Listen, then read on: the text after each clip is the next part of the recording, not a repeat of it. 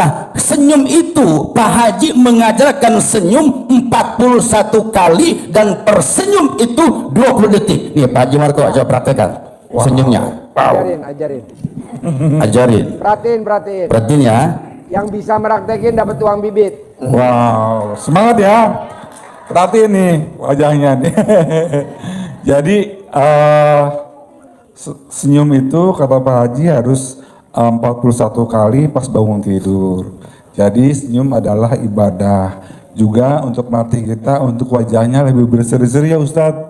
Dan hati senang kata Pak Haji rezeki datang, hati sedih rezeki pergi. Iya, baik juga Bapak Ibu yang hadir malam ini, tamu RDAY, hajatnya kabul.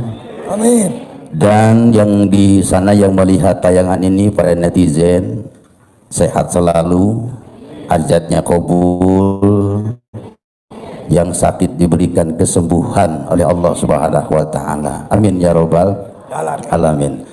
Baik Ibu Bapak, manusia yang hidup di alam dunia ini semua pasti ingin berbahagia, betul nggak? Bapak ingin bahagia? Ibu ingin bahagia? Para petani yang nyangkul di sawah, keringetan, panas, intinya ingin bahagia fulus. Karena fulus itu al-fulus taghirun nufus. Duit itu dapat merubah karakter seseorang. Kalau ibu punya duit, bapak punya duit, orang mana yang bisa mengabaikan telepon ibu sama bapak? Ibu telepon, bapak telepon, punya duit, nelpon orang nggak keangkat, itu pasti paling berapa menit lagi, maaf ya tadi nggak keangkat, maaf ya.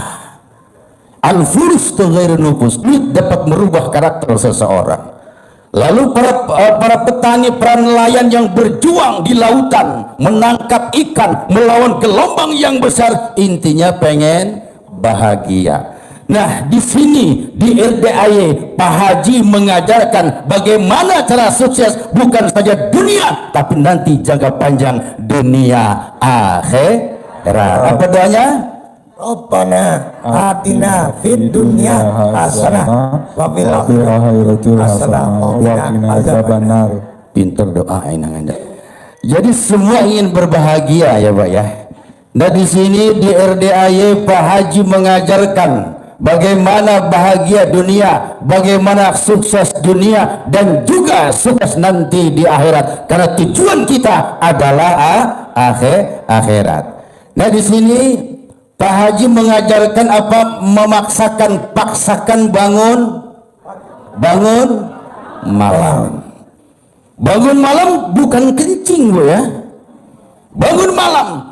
Ini Pak Haji menyampaikan berkali-kali paksakan untuk bangun malam. Ini dasarnya kuat dalam Al-Quran.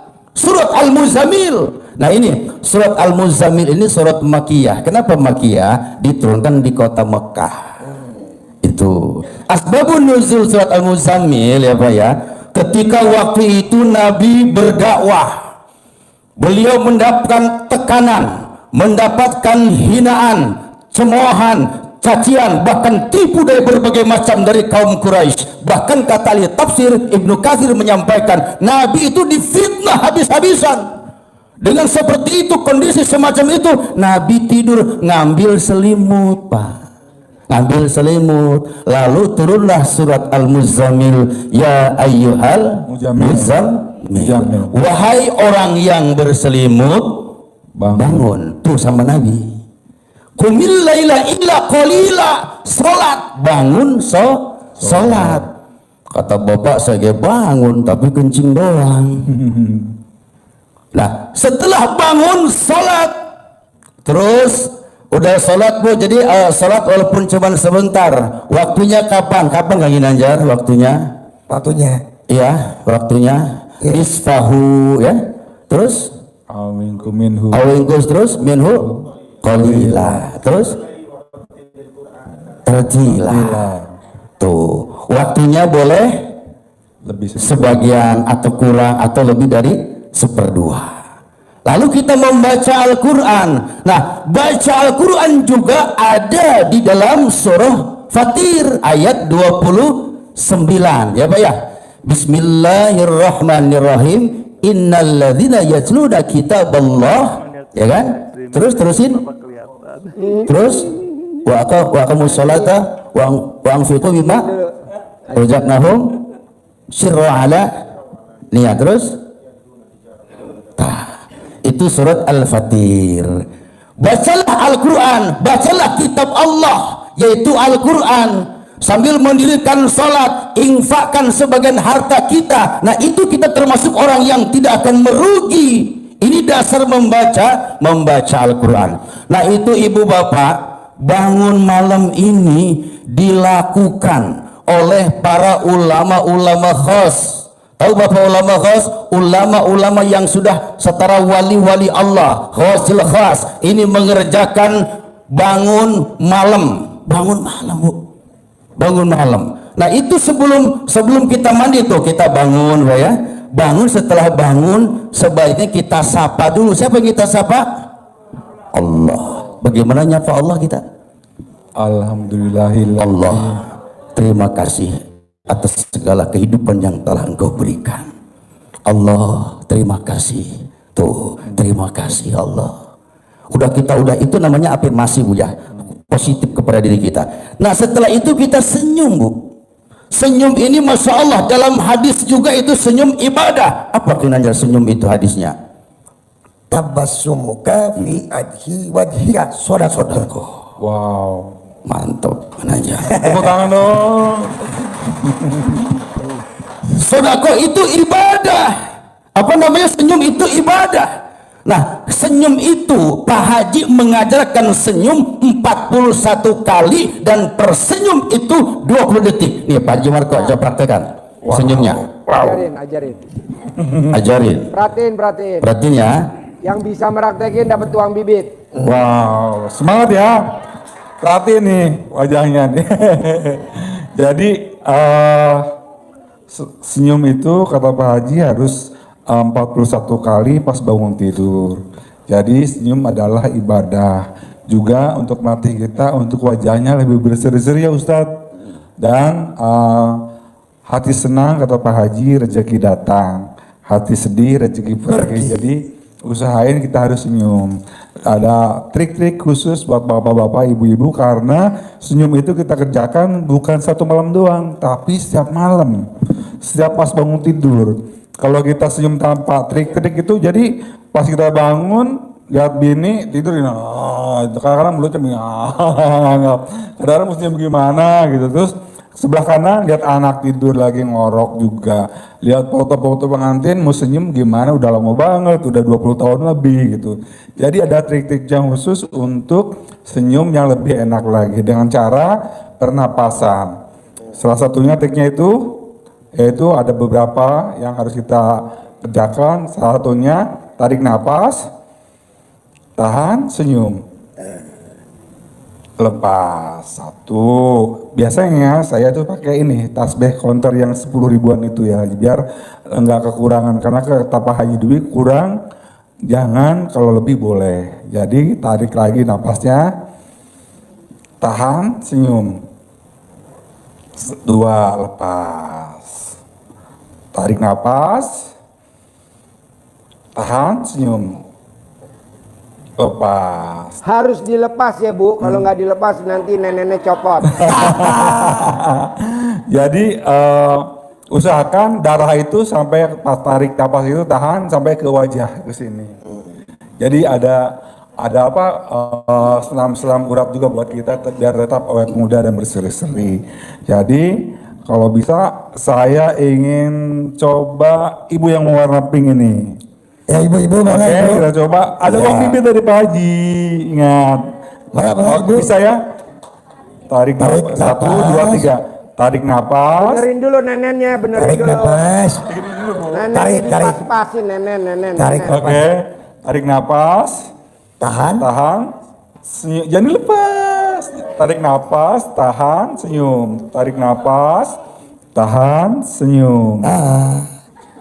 Lepas. Bu, alat kelaminnya nggak boleh megar Bu. Alat kelaminnya nggak boleh megar. Ulangi ya Bu. Ulangi. Tarik nafas, Nafas. tahan, Dan senyum. senyum. Ciluk. Ya, lepas. Itu bagus, Pak Haji, bagus. Coba Bapak yang pakai topi ini. Nah, Ayo bos, maju 1, bos. 2, 3. Tarik nafas. Tahan, senyum. Lepas. Satu lagi. Tarik nafas. Tahan, senyum. Oke.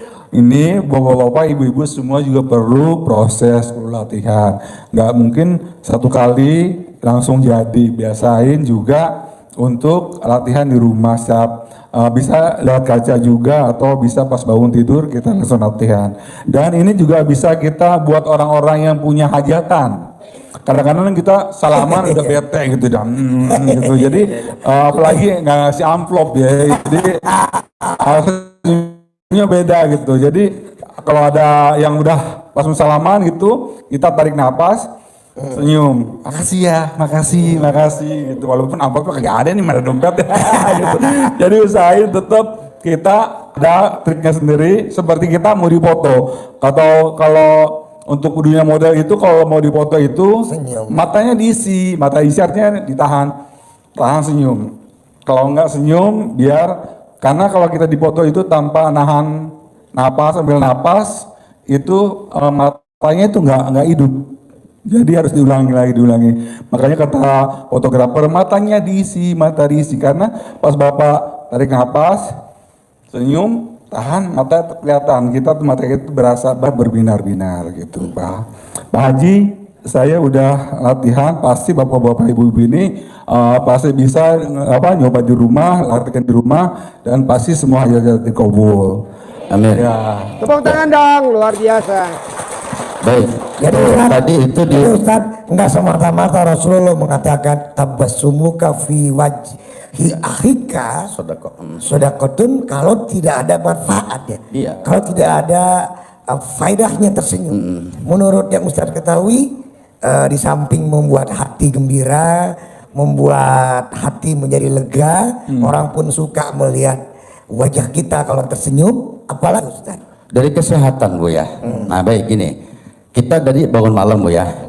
Ketika bangun malam tuh Pak, istighfarat ilahil malaikati fis samawat. Tuh malaikat rahmat mendoakan kita. Itu malaikat tuh ketika kita bangun. Udah bangun kita sapa Allah, kita senyum ya. Senyum itu sedekah, sedekah. Dan juga senyum yang diajarkan Pak Haji. Kenapa harus 41 kali? Kenapa harus 20 detik? Ini kalau kita berbicara ilmu tentang ilmu ma'rifat Bu ya. Itu tarik nafas sirullah, keluar itu sirullah nurullah, sirullah nurullah, sirullah nurullah. Itu dari ilmu man arafan nafsahu faqad arafa rabb. Kenapa? Karena senyum kita 20 detik ini memicu melepaskan yang namanya hormon bahagia, endorfin, dopamin dan serotonin.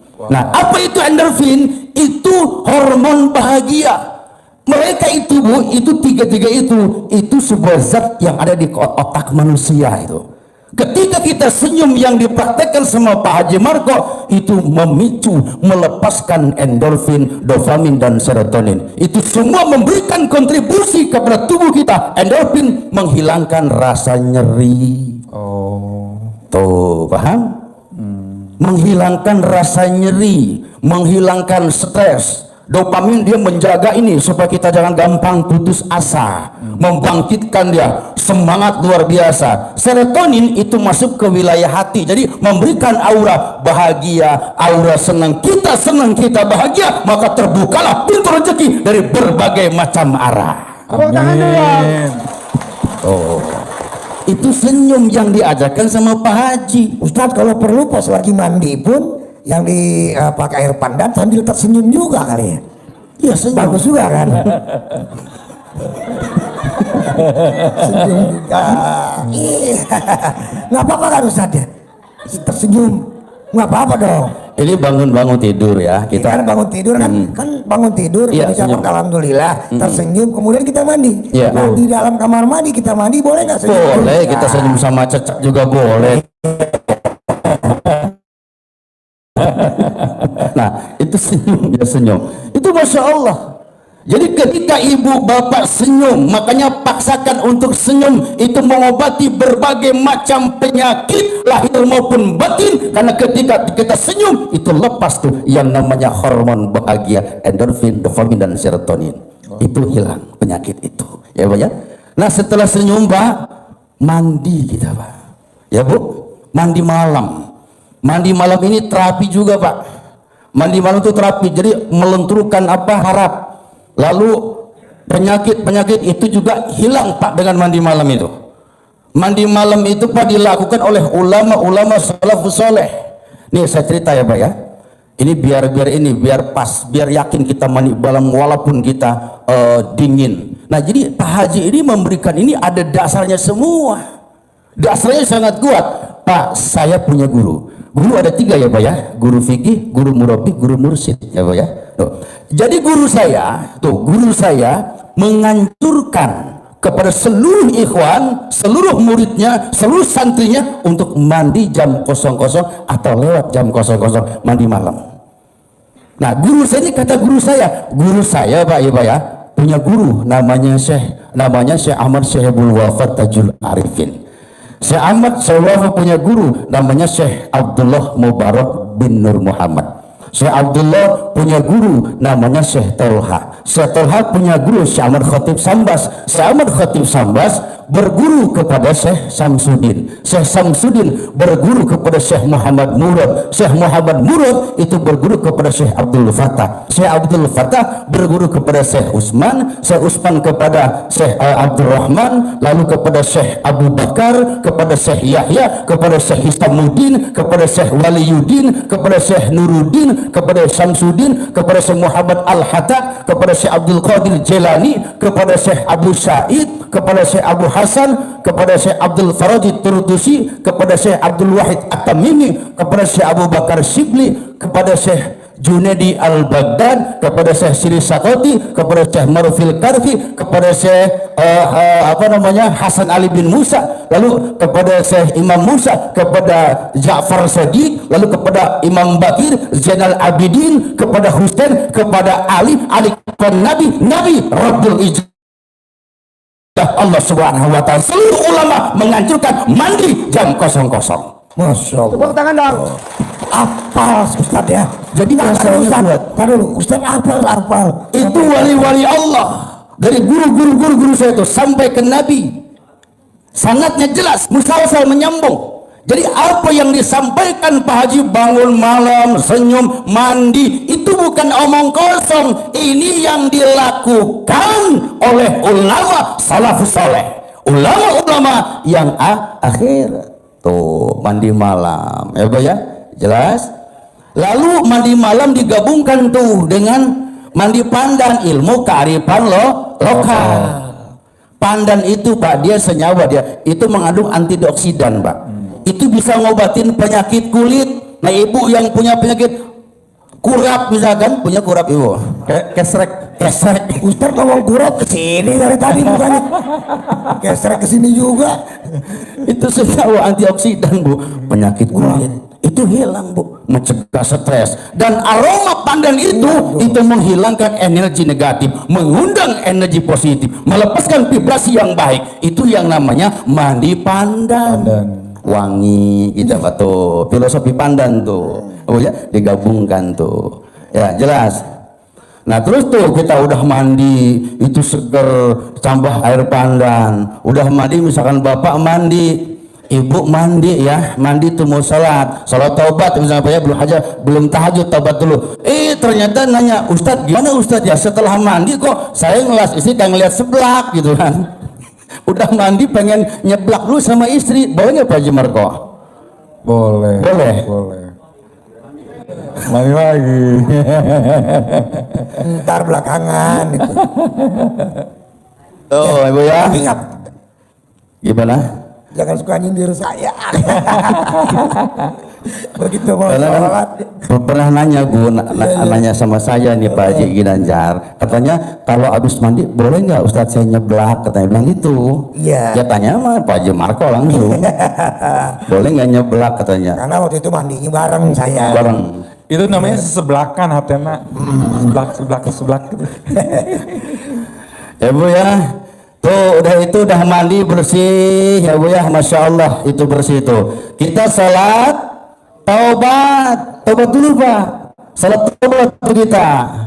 Jadi min rajul yajnabu dzamban, ketika seseorang melakukan dosa, dia mengambil air wudu, terus dia summa yusalli, dia salat mohon ampun kepada Allah, maka Allah akan ampuni. Tuh salat dulu kita, salat taubat. Kullu bani Adam khata'un, setiap anak Adam, cucu Adam punya dosa, punya kesalahan. Halakal musawifun, celaka kata Rasul bagi orang-orang yang menunda-nunda pertobatan. Entar aja besok gua mau salat, entar aja gua mau tobat, mending gak keburu mati. Yang namanya mati nggak kasih kabar, mungkin bapak duluan, Pak Haji Marko belakangan, Pak Haji Marko belakangan, bapak duluan, kita nggak tahu yang namanya mati. Kesian tadi. Pak Haji Marko belakangan terus. Tuh, itu Masya Allah Pak, kita salat taubat dulu Pak ya. Itu ada salat taubat kita ulama begini Pak, ada dua pendapat nih Pak ya. Boleh kita berjemaah dan juga ada yang kita sendiri. Yang penting mah kita yang enak aja Pak. Kalau Islam tuh nggak ribet sih Pak ya. Islam tuh nggak ribet, artinya nggak pusing-pusing. Kita ini rahmatan lil alamin. Kita cinta kepada semua makhluk. Jangankan kita. Jadi kita ini ada orang Islam, ada orang Hindu, orang Buddha, orang Kristen. Semua itu Pak saudara kita Pak, saling menghormati, saling menghargai. Jangan pernah ada kebencian. Kalau kita misalkan benci, oh dia beda agama dengan kita benci kepada mereka, berarti agama yang kita pertuhankan. Al insanu sirri wa ana sirruhu, manusia itu rahasiaku dan aku rahasianya. Jangan pernah ada kebencian, dendam, iri dengki. Nah ini nanti yang akan dikupas terakhir, ini ilmu dari RDAY yang 18 sifat. Kalau kita berbicara 18 sifat, berarti kita berbicara tentang latifatul qalbu. Latifah ini Pak. Nah baik, udah mandi udah kita, lalu salat apa? Salat taubat ya. Salat taubat di situ. Setelah salat taubat kita istighfar. Ibu suka istighfar setelah taubat?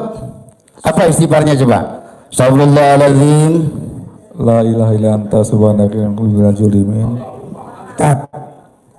Astagfirullahaladzim alladzi la ilaha illa huwal hayyul qayyum wa atubu ilaih. Atau Allahumma anta rabbi ya, sayyidul istighfar ya. Boleh yang mana saja. Kata Haji Marko adalah la ilaha illa anta subhanaka inni kuntu minadz zalimin. Nah itu istighfarnya Nabi Yunus. Ya. La ilaha illa anta subhanaka inni kuntu minadz zalimin. Itu boleh yang mana saja, yang penting kita nyaman. Setelah kita salat taubat, lalu salat tahajud. Dari surat Al-Mujamil, salat yang lebih kuat untuk mendukung salat tahajud, surat Al-Isra ayat 79 ya. Wa minal laili fatahaj bihi nafilah maqamah mahmuda. Tuh ayat 79 itu jelas perintah salat tahajud. Salatlah di sebagian malam tuh. Agar apa? Agar kita ini untuk menjadi ibadah tambahan, dan juga kita akan diangkat tempat kita di tempat yang terpuji. Nah, salat tahajud. Jadi kalau kita susah, kita bingung, kita gelisah, kita tertekan dan lain sebagainya dalam kehidupan ini, bangun malam kita salat, mohon kita minta kepada Allah. Tapi jangan gini, mohon maaf Pak, gini bahasa minta gini Pak ya, gini Bu, ibu kalau minta sama Allah gimana Pak minta? Gimana? Terima kasih. Nah jadi gini Pak ya, kita syukur dulu Pak. Jadi apapun itu Pak, dalam kondisi kita sesulit apapun, terlibat hutang, kita dikejar-kejar debt collector misalkan, yang penting asal jangan dikejar sama malaikat Ijrail Pak ya. Dikejar orang kita santai, tenang saja Pak.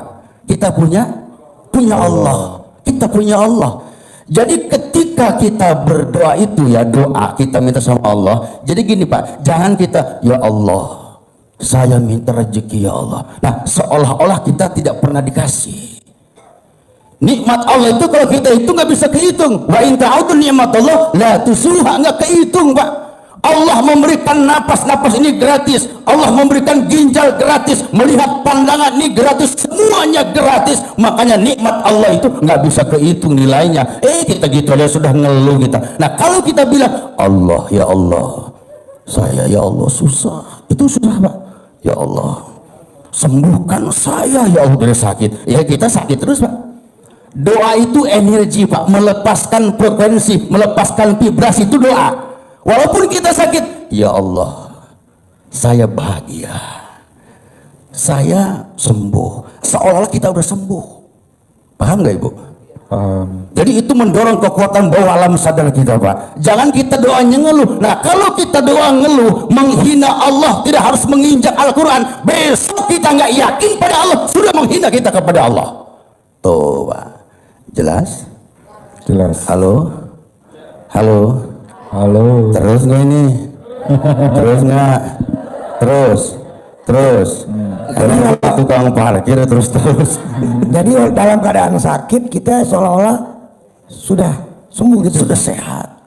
Itu sugesti kita. Jadi gini. Kalau kita mengeluh dalam keadaan sakit, ya Allah sakit, ya Allah sembuhkanlah penyakitku, ya Allah kapan kau akhiri penyakitku ini, kapan kau sehatkan badanku ini, ya Allah. Itu bagaimana emangnya? Itu kurang tepat itu. Jadi itu mengeluh.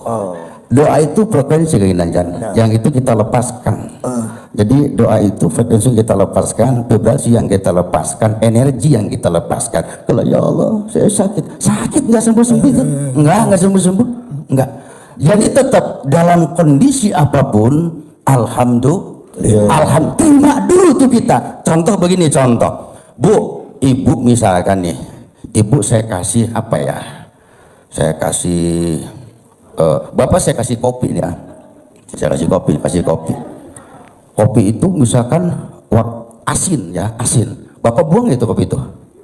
Saya kasih buang nggak? Saya kasih kopi ya. Ini Pak kopi, diminum asin sama Bapak, dibuang nggak kopi itu? Nggak dibuang. Kalau mengerti nggak dibuang. Kalau dia nggak paham dibuang. Nah, ketika tuh misalkan dibuang, saya nggak ngasih lagi sayanya. Jadi tidak ada terima kasih gitu Pak. Nah, jadi begitu kita dengan Allah Bu. Allah itu Bu, masya Allah, tergantung bagaimana kita, bagaimana perasaan kita. Apa itu Pak hadisnya Pak? Anak enggak, ya Allah tergantung bagaimana hambaku. Nah, Allah tergantung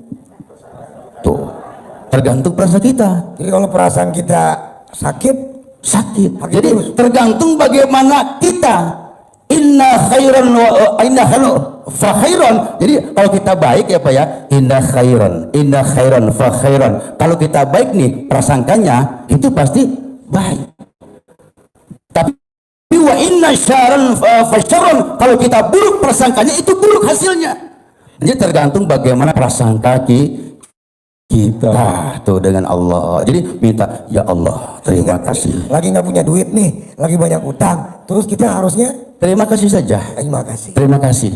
Jadi apapun itu, dunia itu Pak, mohon maaf, sampah, dan itu jipah bangkai di situ. Sudahlah. Jadi dunia itu yang penting Allahnya kita nomor satukan. Allahnya kita nomor satukan. Ketika ketika takwa kita kepada Allah, yaj'alahu makhraja, yaj'al ini fi'il mudhari, kata Sandi, pasti diberikan jalan keluar kalau kita takwa, yakin kepada Allah, yakin kepada Allah. Jangan ngeluh kitanya, jangan kita berburuk sangka, berbaik sangka. Kita punya utang, jangan kita ngeluh Bu. Ya Allah terima kasih ya Allah, saya ridho, saya bahagia ya Allah. Itu yang susahnya Bu ya. Tuh. Justru Bu, harus dirubah. Harus dirubah Ustaz. Harus dirubah. Contoh begini Nanjar. Ya. Setelah kita tahajud baca Quran ya. Ya. Ibu baca Quran? Berapa juz? Bu, Pak. Ada dalam hadis Tirmizi, man sagolahu an mas'alati. Man sagolahu Quran an mas'alati. Nah, orang tuh baca Quran terus. Dia baca Quran sampai dia lupa nggak minta. Dia berbuat takjub Allah. Man sagalahu Quran, dia yang dibaca Quran an mas'alati, dia lupa nggak minta kepada Allah. Tapi di situ a'taituhu famandamu tas ali atus aliin di situ. Itu kalau nggak salah hadisnya itu Tirmizi, hadis riwayat Tirmizi.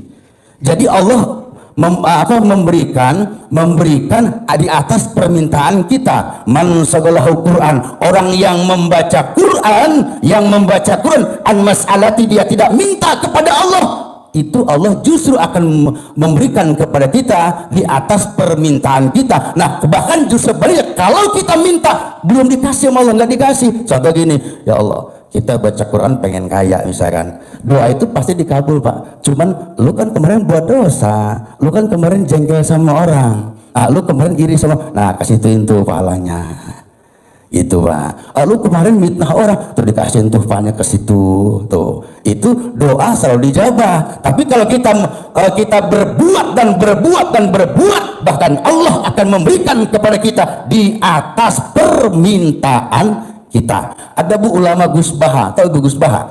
Jawa Timur. Itu beliau memegang hadis ini Bu. Jadi beliau itu saya nggak pernah minta, kata Gus Baha. Banyak di YouTube-nya beliau itu. Ulama berkarismatik beliau. Saya nggak minta cuman baca Quran saja. Oh ternyata yang nggak saya minta, saya pengen ini, itu ada. Bahkan lebih apa yang saya inginkan itu Bu. Tuh Gus Baha, ulama berkarismatik, berpatokan dia kepada hadis Tirmizi, man sagalahu Quran, orang yang membaca Al-Quran an mas'alati, sampai dia lupa minta kepada Allah, itu akan diberikan di atas permintaan kita. Itu yang baca. Dan juga Rasul menganjurkan iqra'ul Quran, baca Quran ya Pak ya, baca Quran. Terus Quran itu apa? Akan memberikan syafaat di yaumil kiamah. Kepada siapa? Kepada orang-orang yang membaca Al-Quran. Dan orang-orang yang nanti yang membaca Al-Quran, al-jannatu mustaqatun ila arba'atin nafarin, itu surga merindukan orang-orang yang membaca Al-Quran. Talil Quran, yang membaca Al-Quran itu dirindukan oleh surga. Tuh baca Quran ya Pak ya. Udah itu kita tahajud baca Quran. Terus jangan lupa kita yang namanya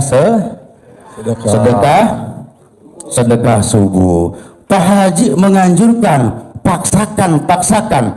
Bu, Bapak, itu Pak Haji sering ngomong paksakan. Sedekah itu bukan buat untuk Pak Haji, buat kita sebetulnya. Bukan untuk Pak Haji sedekah itu, buat kita hakikatnya. Paksakan. Kenapa? Karena subuh itu ada malaikat. Berapa malaikat Pak? Dua. Ada siapa? Apa? Ada berapa? 70.000 malaikat, tapi 2 malaikat yang diutus oleh Allah. Jadi ma min yaumi yusbihul ibad fihi illa malakan tanzilan. Nah, ada tuh 2 malaikat. Pokoknya setiap manusia itu hamba Allah, tidak akan terlewati oleh 2 malaikat itu. 2 malaikat itu meminta kepada Allah, berdoa kepada Allah. Malaikat yang satu berdoa, Allahumma ati munfiqan khalafa, ya Allah, orang yang sedekah panjangkan umurnya, lipat gandakan pahalanya, lancarkan usahanya, harmoniskan keluarganya, ya Allah, berkahkan. Allahumma ati munfiqan khalafa. Itu malaikat yang pertama. Malaikat yang kedua Pak, Allahumma a'ti mumsikan talafa. Ini yang ngeri, binasakan, bangkrutkan, hancurkan orang-orang yang tidak sedekah subuh. Serem. Tuh, ini Pak Haji paksakan, tidak ada Pak. Ceritanya orang miskin itu karena bersedekah itu nggak ada Pak, nggak ada. Bahkan dia akan semakin berkah. Orang yang bersedekah itu as-sadaqatu tarudul bala, akan mencegah bala, wa tatawil umur, akan memanjangkan umur. Dan orang yang bersedekah subuh itu subhanallah Pak, rezekinya luar biasa. Nah, hindari itu yang namanya doa malaikat. Yang satunya Allahumma ati pemsikan talafa, binasakan, hancurkan sehancur-hancurnya orang yang tidak sedekah subuh. Tuh, ngeri nggak Pak? Ngeri nggak Pak? Bu, atut nggak Bu? Atut nggak? Atut lah Bu. Atut ya Bu ya. Ibu ini atut nggak? Tuh, atut Ibu ya. Atut. Tuh, mumpung masih hidup Pak. Jadi gini Pak, ketika sedekah itu Pak, kita abaikan Pak, itu ketika manusia masuk dalam kubur ya. Dalam surah Al-Munafiqun ayat 10 dijelaskan manusia masuk dalam kubur, dia ngejerit. Apa itu Pak ayatnya Pak? Al-Munafiqun. Rabbi laula akhartani la ajalin qarib. Nah, tuh ayatnya tuh. Dia menjerit, "Ya Allah, hidupkan saya sebentar saja. Semenit, sedetik. Nanti kalau kamu hidup mau apa? Mau sholat? Enggak.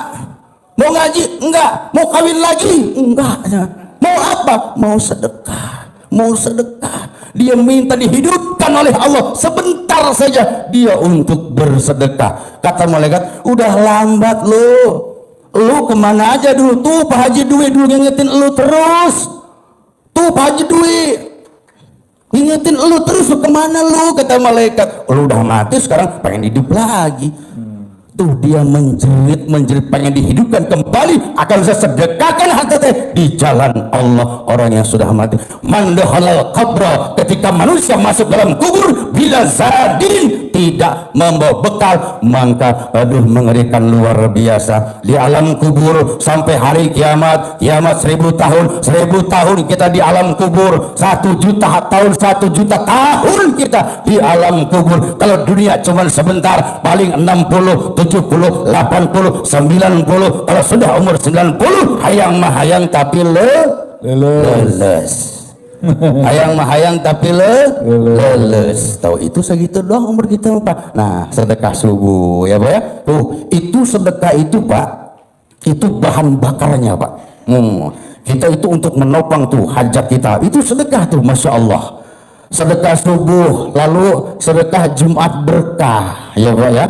Diingatkan sama Pak Haji, sedekah Jumat berkah karena Sayyidul Ayam itu hari Jumat, berkahnya luar biasa. Ketika manusia melakukan yang tidak baik 1 kali, maka itu 10 kali tidak baik. Apalagi yang baiknya, yang tidak baik itu dibalasnya 10 kali. Nah, ketika kita melakukan sedekah itu Pak, itu di Jumat berkah berlipat-lipat ganda. Bahkan ada hadis yang menjelaskan sedekah hari Jumat sama saja kita sedekah di bulan suci Ramadan, bulan yang dimuliakan oleh Allah Subhanahu wa taala. Tepuk tangan dong. Sedekah Terus Ustaz, Pak Haji kan juga mengingatkan kita, mengajarkan bahwa jangan lupa, jangan tinggalin sholat qobliyah Pak. Iya, qobliyah. Itu apa, jangan sampai qobliyah doang, ba'diyah doang, tapi sholatnya kagak Ustaz ya. Ada asalnya di mana tuh Ustaz? Qobliyah itu harus manfaatnya, faedahnya, fadilahnya sholat qobliyah dan ba'diyah itu. Baik, yaitu sedekah tadi ya, Jumat tadi ya, Jumat berkah. Terus Pak Haji juga menganjurkan sholat sunnah qobliyah. Qobliyah ini merupakan sholat sunnah apa? Rawatib, ya kan? Betul nggak?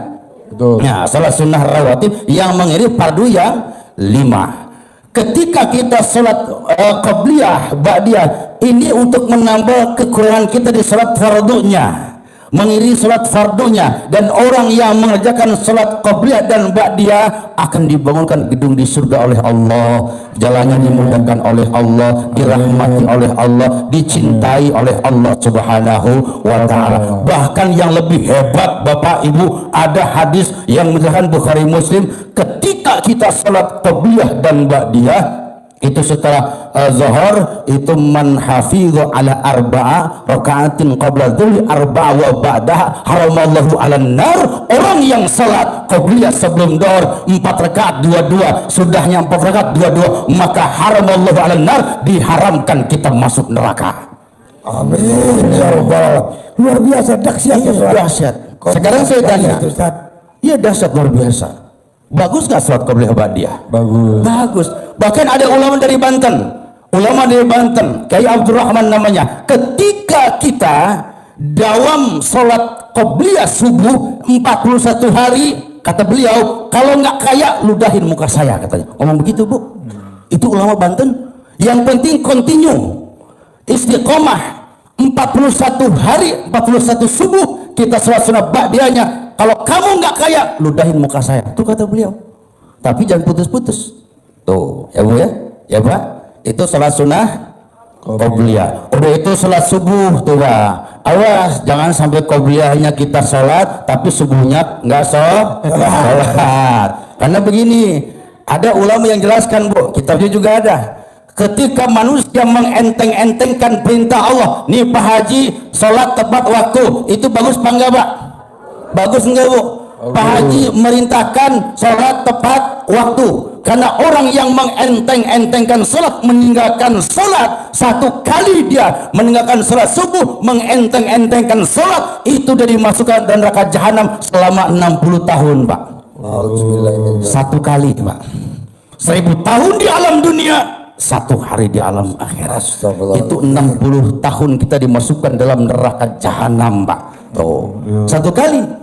Lalu kalau kita ninggalin sholat duhur ya, itu dosanya mengenteng-entengkan perintah Allah, seperti kita membunuh manusia 1000 muslim, itu dosanya duhur. Lalu kalau asar itu dosanya seperti kita meruntuhkan Ka'bah Baitullah. Kalau kita meninggalkan sholat maghrib, mengenteng-entengkan perintah Allah, kalau kita laki-laki, dosanya seperti berzina dengan ibu kandung kita sendiri. Kalau kita perempuan, seperti berzina dengan bapak kandung kita sendiri. Ini dosa meninggalkan sholat maghrib, mengenteng-entengkan perintah Allah. Lalu Isya, kita nggak sholat Isya, Allah nggak ridho sama kita. Kalau sudah nggak ridho, hidup kita tidak akan benar, berlangsak kita hidup di alam dunia ini. Tuh, kalau kita sering ninggalin sholat Isya, ya Bu ya. Tuh, yang penting sholat Pak, yang penting sholat. Memang sholat itu memang gini sih Pak ya, apa ya? Terkadang sholat itu memang banyak sekali godaannya. Terkadang kita ngebaca Bismillahirrahmanirrahim, begitu ingat bayang, ingat ke kantor kita bayar, ingat ke sawah. Terkadang kita pas belum sholat nyari kunci nggak ketemu, bagi takbir Allahu Akbar, oh iya kunci di atas pintu, iya kan? Iya. Terus sholat kita Bismillahirrahmanirrahim, itu pas punya duit Bu, ya kan? Punya duit, energinya, takbirnya juga Allahu Akbar, kena huruf hamzahnya. Saya tanya Bapak kalau sholat punya duit, Bapak yang ini nih, Bapak kalau sholat punya duit sama nggak punya duit beda nggak? Beda. Apa bedanya? Kenapa? Tuh. Itu musuh bangganya. Makanya begini Pak, kalau kita nih, nah ini kita agak ke hati Pak ya. Dari ilmu Pak Haji itu intinya sifat yang 18. Nah ini Pak, di mana itu? Dalam diri kita. Manusia punya 7 latifah, latifatul qalbi, latifatul ruh, latifatul sirri, terus latifatul akhfa, latifatul khafi, latifatul nafs, latifatul qalb. Nah ini 7 nih yang ada dalam diri kita. Yang Pak Haji sampaikan sifat yang 18 itu adanya dalam kalbu tuh. Di mana letaknya tuh? Di sini latifatul qalbu. Dendam, ngeluh, iri, dengki. Ibu misalnya gini, tetangga Bu beli mobil, ibu iri, ibu menghina sama Allah. Tetangga beli kulkas, ibu beli bodrek, udah menghina sama Allah.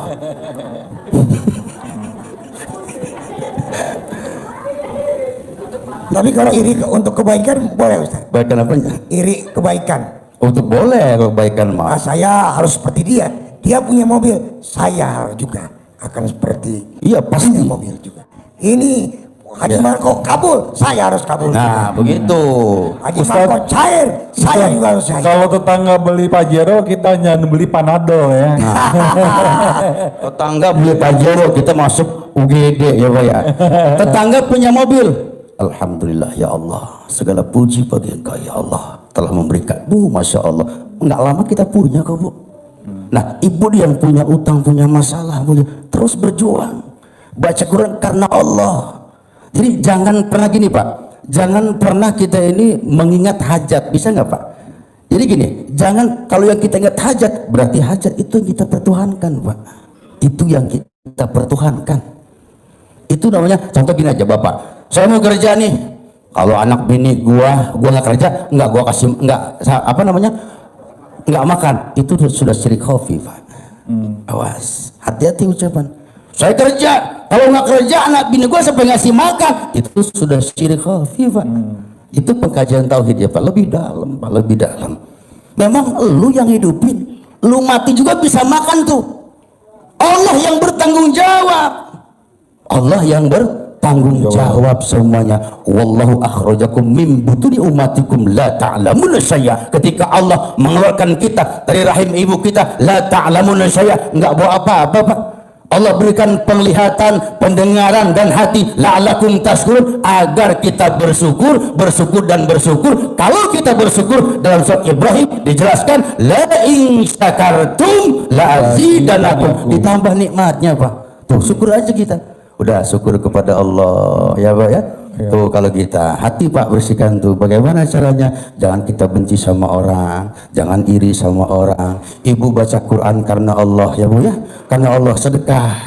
Sedekah tuh ke anak yatim. Nah, sedekah itu jangan kita nyantunin. Itu kurang bagus, Bu, bahasanya. Itu justru anak yatim itu yang mengaminkan doa kita. Jangan nyantunin, memuliakan. Siapa yang mau melihat anak yatim, ana waqafil fil jannah. Kata Rasul, saya bersama anak-anak yatim yang memelihara anak-anak yatim. Tuh jangan nyantunin, Bu ya.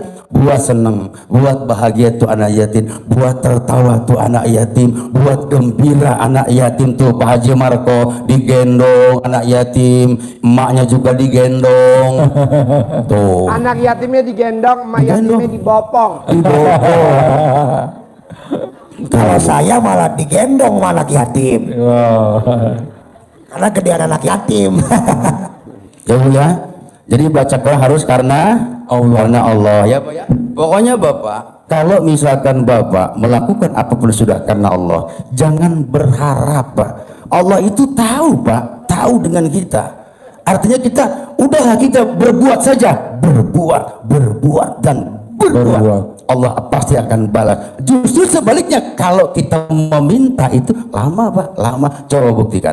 Nah, Ibu nih, Bapak malam ini coba setelah nyampe rumah, lillah illahi anta maksudi waridhoka matlubi. Saya tujuan saya Allah, waridhoka matlubi, mengharapkan ridha Allah. Baru kita baca Al-Quran, Bu, insya Allah pasti minggu ini, Jumat depan itu semua ini kalau pasti ada rezeki min haitsu la yahtasib yang tidak terduga-duga. Bapak Ibu pasti akan berdiri membuat testimoni di sini. Pasti cair, pasti kabul, pasti cair. Kayak Haji Marco. Ya, Bu ya, baca karena Allah ya, Bu. Tapi tadi apa sembur kelamuganya Allah lebih besar rahmat Allah ya. Pak Haji sering sampaikan itu ya. Ya, lebih besar. Tadi saya sampaikan inna rahmati taghlibu ghadab. Nah, itu rahmatku lebih besar ketimbang murkaku. Ibu ya.